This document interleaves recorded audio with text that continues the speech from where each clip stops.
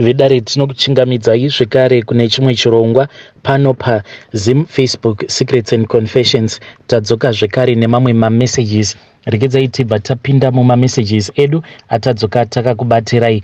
Message yedu yekutanga yakamira sekudai so: vanzi makadii zvenyu mukoma Nashi, ndinokumbirawo kuti munge muchindiposterawo nyaya yangu makavikawo chitupa changu. Inini mukoma ndinoda kureururawo izvo zvandakaitirawo umwe murume uyo wandakasangana naye muno muJoni.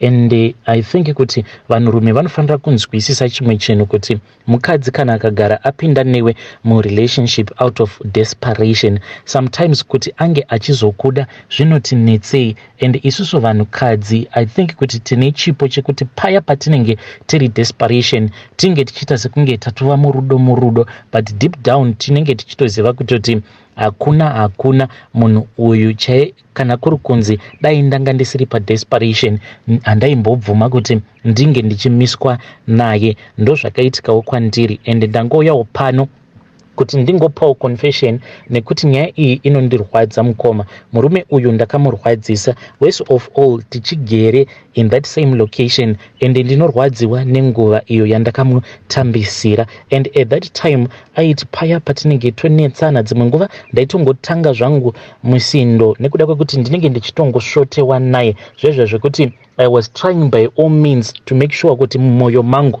haambofi akapinda. Muona kuti ukaramba ungoita bonde nemunhu unopedzisira wava kufila something for him. Saka ndaiti nguva dzedze dzekuti ndinenge ndava kuita sekunge ndava kuita kakumuda so ka 1%, ndaibva ndameka sure kuti tanetsana zvekuti ka 1% ikako kanobva kadzoka pa0.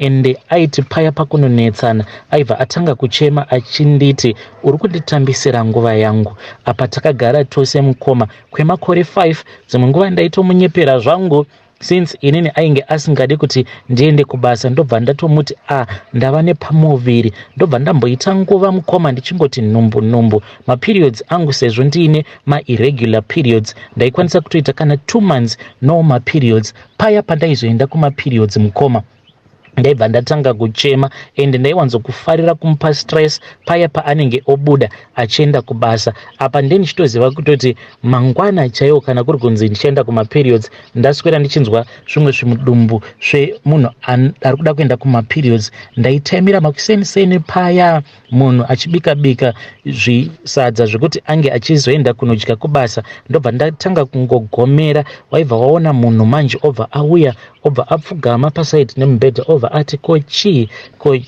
apa munhu anenge aine stress ka kuti munhu akamboita miscarriage, kuti yava futi miscarriage. Ndobva ndatanga kuchema.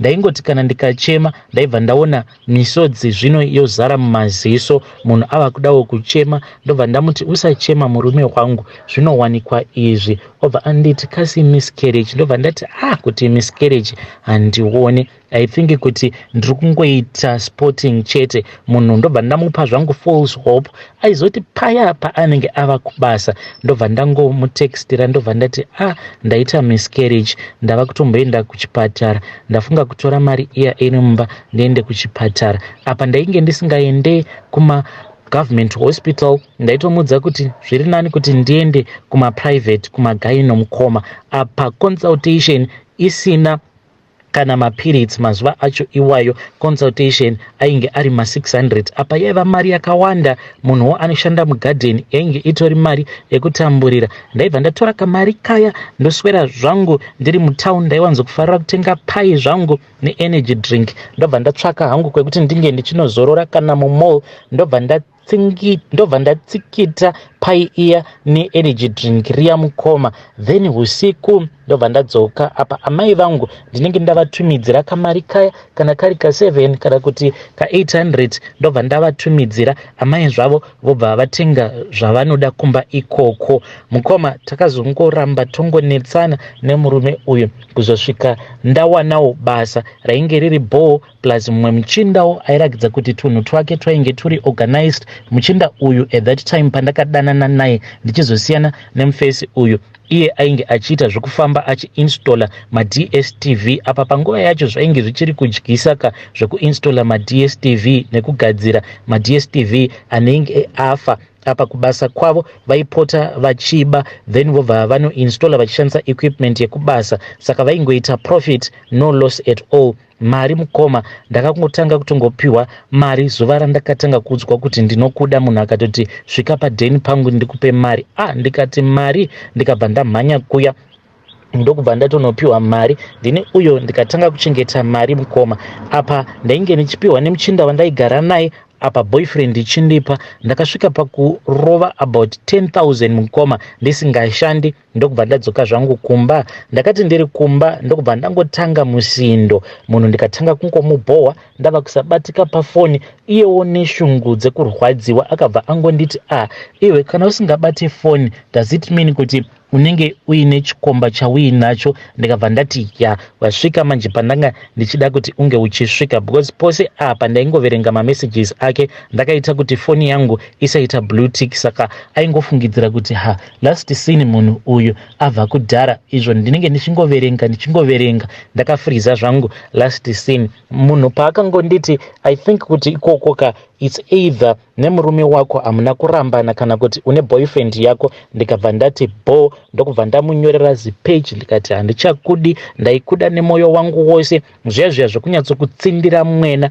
mukoma, munhu akandinyengerera zvekuti munhu akaita sekunge achasvika pakuzviuraya. But men out there, I want to learn something else. Ukaona mukadzi wekuti haukwanise kumunyengerera iye achinyengereka, ziva kuti munhu iyeye mumwoyo make hautomborimo, because isusu vanhukadzi tine that attitude yekuti kana tabohwana but still mashoko edu anenge aine tarisiro mukati. Ukaona munhu ava kurakidza kuti atova nechi I don't care attitude, ziva kuti munhu iyeye mumwoyo make hautomborimo zvachose. Saka I hope kuti confession yangu mukoma ichabatsirawo vamwe vanhu. I know kuti zvinhu zvandakaita zvakaipa, but varume vazhinji vari kutambisirwa nguva nevakadzi vavagere navo muno mujoni. Never take someone anenge ari desperate, nekuti kana wakatora mukadzi anenge ari desperate, usually vakadzi ava vanenge vachangobva mukusvika muno mujoni paya paanenge achitsvakawo basa, achitsvaka pekugara, zvimwe kuda paanenge agere panenge pakamanikana. Saka iwewo ukagara wasimudzana nemunhu akadaro, ziva kuti you were never a choice, because dai kwanga kuri kunzi ainge aine choice, zvimwe kuda angadai asina kana kumbogara akakuda semuchinda uyu. He was never my choice, because kunyangwe ipapo paainge achinditsvetsva ndainyatsokunzwa kuti zimuchinda rinonhuhwa iri mukoma hapwa. So apa anenge abva kubasa ka Rich Garden Boy, waiona kuti dzimwe nguva bvudzi iwe rinenge rakaita kuita ngundu. Apa mubvudzi imomo munenge muine zvimaloni zvinenge zvichirakidza kuti munhu anenge aswera achishandisa lawn mower. Apa huruva zvayo mukoma, zvigunwe izvi zvinenge zvakaita kuita white zviine shena. Ndainge ndisingatombomudi muchinda uyu, but panzvimbo apo pandainge ndigere painge pakadhakwa mukoma. Ndikabva ndaona kuti izvi zvekuita chibhishu zvekuti nhasi ndatorwa naningi mangwana ndatorwa naningi. Ndikati uyu muchinda uyu sezvo aine kamwe kachibharanzi mukati, since ainge ava kutondiudza maplans ake ekuti kana ukagara wandida ukatanga wandiitira mwana ndobva ndazonokuroora. Ndikati futseki, unofungidzira kuti ndakauya kujoni kuzozvarira vanhu ini? Ndingapinda mumarriage ine maconditions ekuti unotanga wandizvarira, kana wandizvarira then ndobva ndazokuroora. Ndikati manje ndoda kukugadzirira size mukoma. Zuva ratakati takangoita bonde, pandakaenda ndikanorara kumba kwake ndakabva ndamutesta. Mangwana acho makuseni akati andiperekedza ndokubva anondisiya kuya kwandainge ndichigara nemafriends angu. Ndokubva ndamutextera ndikati dedi kuno kuzvinhu hazvisina kumira zvakanaka. Iye akabva ati chii, kasi nhumbu here? Ndokubva ndatanga kutoseka paya nefriend yangu. Iyo friend yangu manje ndo yakabva yazotanga kutaura naye ichiti bangukuru makaoma, munoreva kutoti mato kutomitisa munhu shasha mukoma yakabva yaita kufara. Usiku munhu akazoti achibva kubasa akadarika nepane chimwe chishopu chemakula ndikatengerwa zvimafrymax zvimatwiza. Takasara tichiseka mukoma tikati iri ndo rinonzi Dzubbrand. Shuwa ungatengera mukadzi twiza chaiyo apa wabva kutauni ozoya kuzotengera mukadzi twiza mulocation. Takazvihudura zvedu zvinhu zviya mukoma tikadya munhu kuzosvikawo munhu ondipa pressure chiti uya ugare neni ndichiona uchibhishu chainge chichiitika pamba pemafriends angu ndokubva ndazobvuma kugara naye. But mukoma ndaingomuraramisa chiupenyu chiya chekungoti aingoti kana akangoda kungosimudza musoro chete mukoma aizviona. Ende dzimwe nguva taiti kana tikaenda kutauni kudai ndaingoti kana ndikangobhoekana naye so ndaitosarudza kuti tinge tichidzoka kumba takapesana, umwe achifamba ari kumashure umwe ari kumberi. Ende ndainzwa achindimakisa because paya pakunofamba tiri tose ndaisada kuti vanhu vange vachiona kuti inini naye tiri mukadzi nemurume, saka taitofamba tichita sekunge vanhu vari kudzingirirana. Dai maiona speed yandairova mukoma, ndaifamba zvimwe zvezvo zvekufambisa zvekuti iye aigara ari kumashure kwangu apa ndichiitira kuti vanhu vasaona kuti inini naye tinodanana. Ndaitosarudza kutoti kana vanhu vakandibvunza ndobva ndati ihanzvadzi yangu iyo because ndainyara naye. I hope kuti confession yangu even though ichirwadza but ichabatsirawo umwe murume uyo ari paposition iyo yandainge ndakaisa muchinda uyo wandakambogara naye, kuti kana ukagara waona mukadzi anenge achikuitira attitude, ziva kuti mukadzi iyeye anenge asingakudi. Chimwe zvekare vanhurume chamunofanira kuziva ndechekuti isusu sevanhukadzi kana tikagara tasangana nemurume uyo watinenge tichida tinotozama nepose patinenge tichigona napo kuti tinge tichikufadzai. But ukaona munhu ari munhukadzi ugere naye achiita zvinofadza iye, ziva kuti mabasa chaiyo munhu, ziva kuti mabasa chaiwo. Unenge watozvitorera zvako shumba yako ukazviisira mumba ende haumbofi wakamugona munhu iyeye. Ndiyo confession yangu iyo mukoma. Ivedari ndo message iyo yandakatumidzirwa ichibva kuna vahanzvadzi vedu. Zvinodzimba moyo, zvinorwadza. Hanzi takasara tichiseka apo iwe unenge wafarawo kuti ndamitisa kani varume ndamitisa opfurawo nepamakula pamasomalia uchitengawo twiza nemafrymax otiwo mukadzi wangu izvo uri kutosekwa akomana. Zvakangooma hazvo veduwe. Hanzi aiti achitaura neni ndainzwa hapwa dzichiita kunhohwa, musoro wese wakazara mahuswa, zviratidza kuti munhu anenge aswera achikata loni. Zvinongorwadza hazvo veduwe. Regedzai tibva taenda panyaya yedu inotevera. Nyaya yedu inotevera yakamira sekudai so. Hanzi makadii zvenyu mukoma Nashi, ndinokumbirawo kuti munge muchindiposterawo nyaya yangu makavika chitupa changu. Iyi mukoma ndinorwadziwa kusvika pekupedzisira pakadzika mwoyo. Murume wangu akafa mukoma but kutaura chokwadi kwakangonaka. Inini hangu ndakangozviurayira ndega murume wangu uye ndakapfurirwawo ende ndakati ndapiwa mupfuhwira wekuti ndinge ndichipa murume wangu. Ndakabva ndapiwa mupfuhwira wainge wakazangana nemushonga unouraya. Murume wangu akazofa mukoma zvichinzi ainge atsemuka matumbu ake. Mukoma with time ndakazongosarudza kudelete Facebook because it brings me a lot of bad memories, because shamwari dzangu idzi dzinongogara dzaka-updata ma-statuses adzo uye vanenge vachitoshaina nevarume vavo. Apa inini ndainge ndongozvitarisa ndoona kuti ko zvandatova shirikadzi, saka zvakabva zvazoita kuti ndinge ndichingobva hangu paFacebook. Nanhasi uno kupinda kwandinoita paFacebook ndinotongopinda hangu neghost account. Akabvuma kupfurirwa nekupwisa kwangu. Ende mukoma inini ndakaroorwawo when I was very young, just like all of my friends. Takangotizira at the same time, takatoita zvekutopfurirana, but mukunopfurirana muya mukoma umwe neumwe akazoti agara kwake. Ndainge ndisingatoziviwo kuti paya pamunenge mugere sevakadzi munokwanisa kutoswera muchinyengerana paya varume pavanenge vari kumabasa muchiudzana kuti ini wangu murume handimuitiri chakati, kana akati anoda chakati ndinomuudza kuti hazviitire wega. Zvino zvose izvo zvataiswera tichiudzana tichiita makuhwa paya sevanhu vainge vasingashandi. Inini ndaibva ndazvitora ndobva ndazviisa mumwoyo, ndozvandaibva ndazoenda ndobva ndazonoita kumba kwangu ndichifungidzirawo kuti mafriends angu ndozvavainge vachiita izvozvo. But mukoma murume akatanga achandida kudzamara ava kunditi zvauri kundiitira izvi uchaona kuti ndichazokuchinjira. Ende kana ndikagara ndakuchinjira macolors angu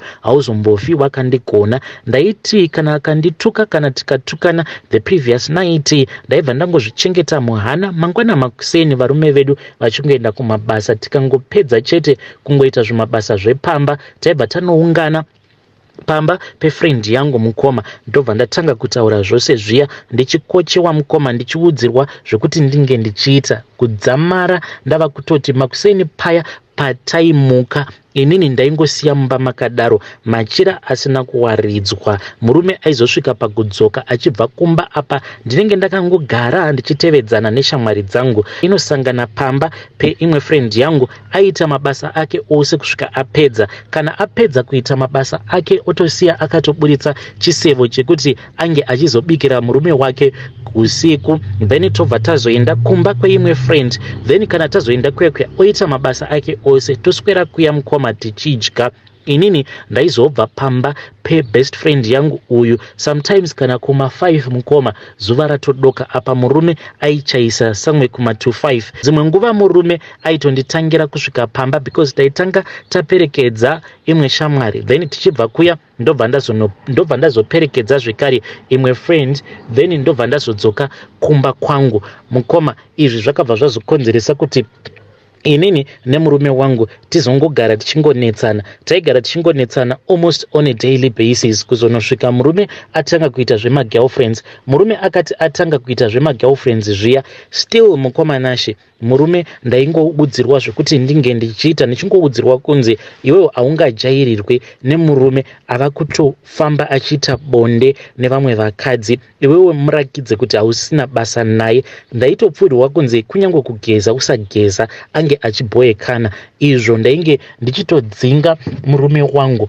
mukoma nashe. By the time murume paakazomitisa umwe musikana ainge ari form 4 ndo pandakabva ndazonzi ndinofanira kuti ndinge ndichiita zvemupfuwira kunze kwekuti ndinge ndichigadzirisa hunhu hwangu. Ndakabva ndasarudza kuti zvemupfuwira zvainge zviri nani.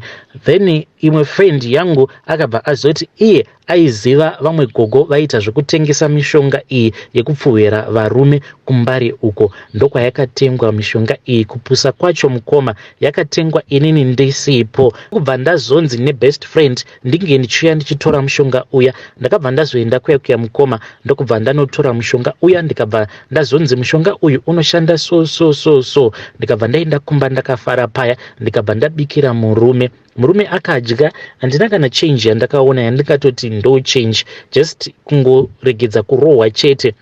Mukoma ndakabva ndabikira murume paya.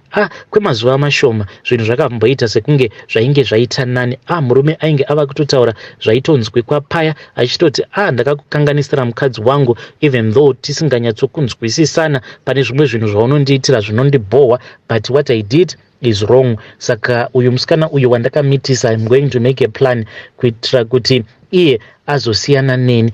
Murume akati andiudza zvose izvi hapana kana kuzombopera mazuva.